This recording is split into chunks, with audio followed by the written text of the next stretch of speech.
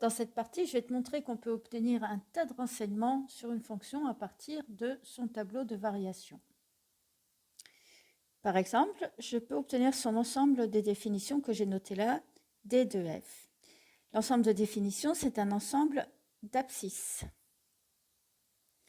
Et ici, je vois que je dois prendre tous les nombres réels compris entre moins 4 et 5.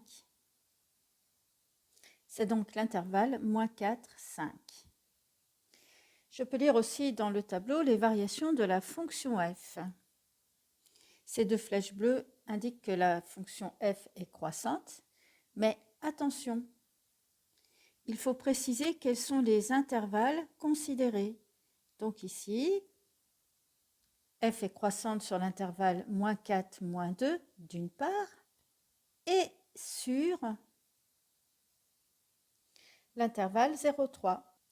Alors attention, on pourrait être tenté de mettre le symbole de réunion entre les deux intervalles. Eh bien, on ne peut pas. Pourquoi? Parce que si je regarde l'ensemble des abscisses, je ne peux pas, si je fais la réunion des deux intervalles dont j'ai parlé ici, eh bien, j'ai un trou entre moins 2 et 0. Donc, du coup, la réunion de mes deux intervalles ne forme pas un intervalle. Or, quand on parle des variations d'une fonction, croissante ou décroissante, ça ne peut être que sur un intervalle. Donc là, elle est croissante sur deux intervalles disjoints. F est par contre décroissante sur les intervalles moins 2, 0 et 3, 5, ce que j'indique ainsi. Maximum de f sur moins 4, 5, autrement dit sur son intervalle de définition. Alors, le maximum est une image, et c'est la plus grande image qu'on peut trouver dans le tableau de variation.